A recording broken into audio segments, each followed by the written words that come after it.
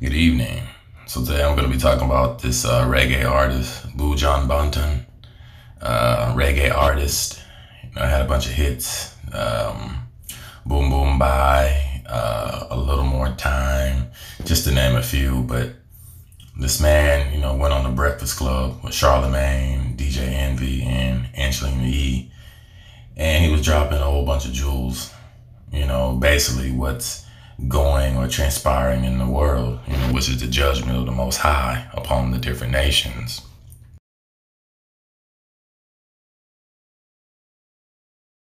Night of violence in Portland. This is the second night in a row that police officers declared a riot at their Union building on North Lombard. They arrested 16 people overnight.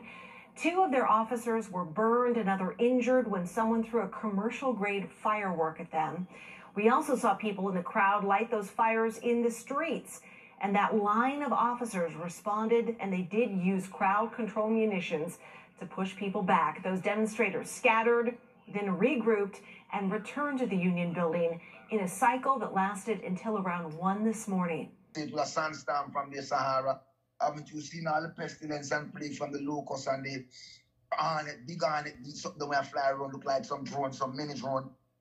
Haven't you seen the chaos and the riots in the streets and the pestilence and plagues and disease and in diverse places, earthquakes and tsunamis and typhoon and bird falling out of the sky and fish washing up on the shore? Then what else are you waiting to see? The world is upside down. The world is upside down. All this events that are taking place, and people are not waking up to the truth. You got brothers out there on the street corners teaching the truth. You got brothers on the internet. You got people with vital information. Even with the Nick Cannon situation, what's his name? Deshaun Jackson, even Professor Griff, KRS-One, a lot of people know the truth, but it just don't resonate because in America, everyone's in their own little world, that matrix. This is the world that you know. The world as it was at the end of the 20th century. It exists now only as part of a neural interactive simulation that we call the Matrix.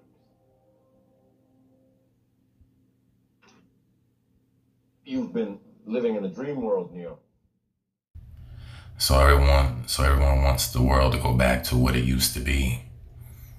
And my thing is, what we thought was normal, is it even considered normal? See, once you wake up to who you are, what you're identified as from the Most High God, it's not about religion. The other nations, the other people turn that into a religious.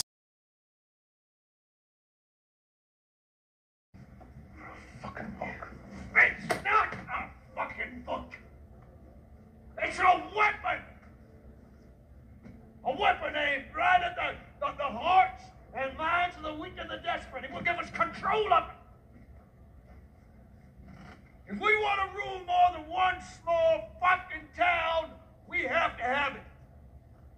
People will come from all over. They do exactly what I tell them if the words are from the book. It's happened before.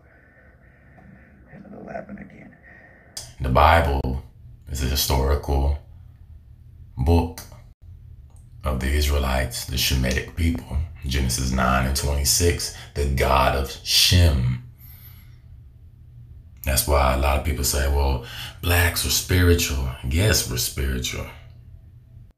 And they're doing everything in their power to kill it. We are the most spiritual people that walk on the face of the earth. I'm not taking anything from nobody, but Africa is where God loves to be.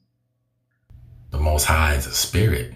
God is a spirit, as even in the scriptures. So, you had to come to the truth of who we are, knowledge of self.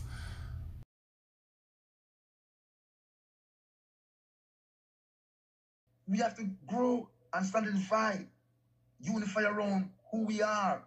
We're so busy trying to amalgamate and trying to mix in that we're losing ourselves rapidly. No sense of purpose, no identity. Look at all the chaos in America. And some of the songs that are coming out, I wonder what universe these brothers live in. Will you continue to make money off your people by leading them down the wrong path? Will you continue to drive these flashy cars and then reach yourself?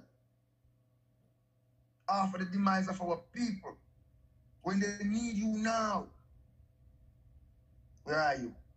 What do you have to tell them?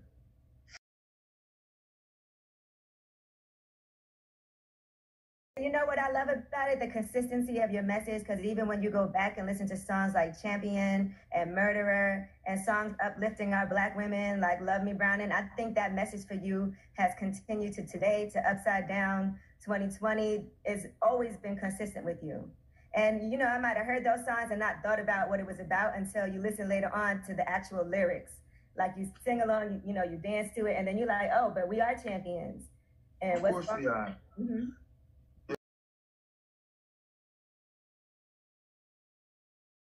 Buju Banton, you know, he's over there dropping jewels, you know, in an interview.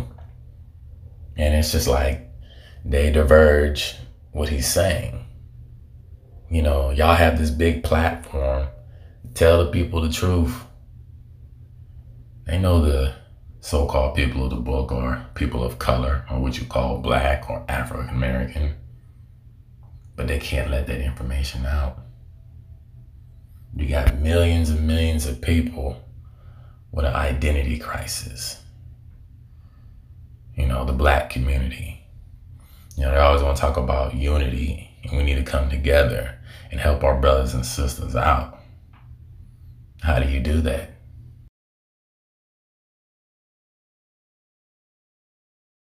But this was a real good interview. Even though they diverged a lot of his sentiments, you know, his jewels, what he was given, you know, but it was a real good interview. You know, a lot of people ain't gonna smell the roses, you know, while they're still alive.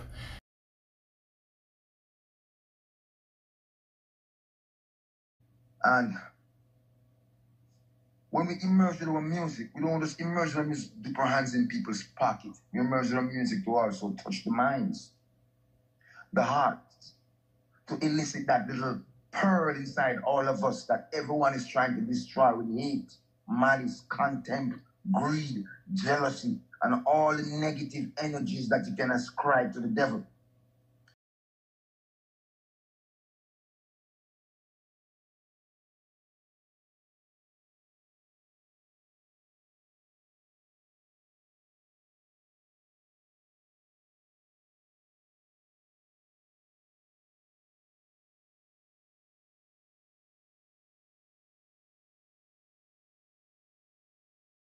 And one thing with America, with the music, it's a lot of low frequency, a lot of bad, negative influence on the masses.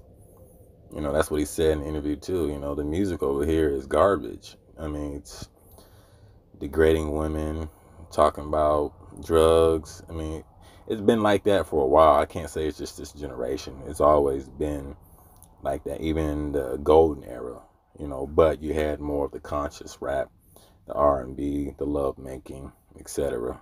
But more now than ever, it's low frequency, and it's just demonic, you know, death culture promoting it.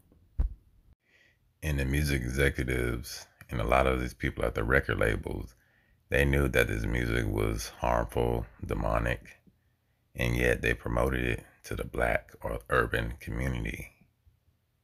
So that's why you see all the violence, the drugs, you know, the distaste in women, etc. And it helped the prison industrial system, because most of the statistics of prison, you know, on race is so-called Black men profiting, monetary gain.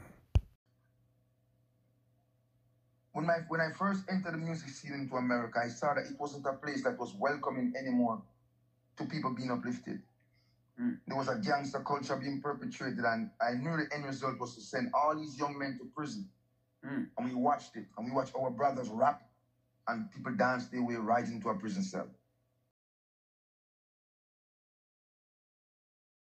And chaos ensues.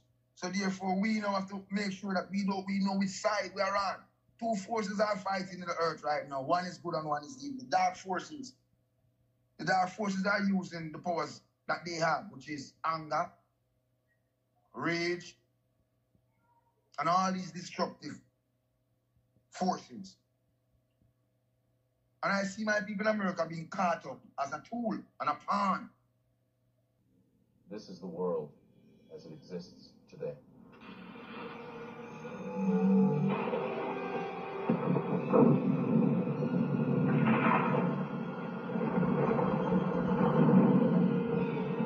Upon closing out, I'd like to say peace and shalom.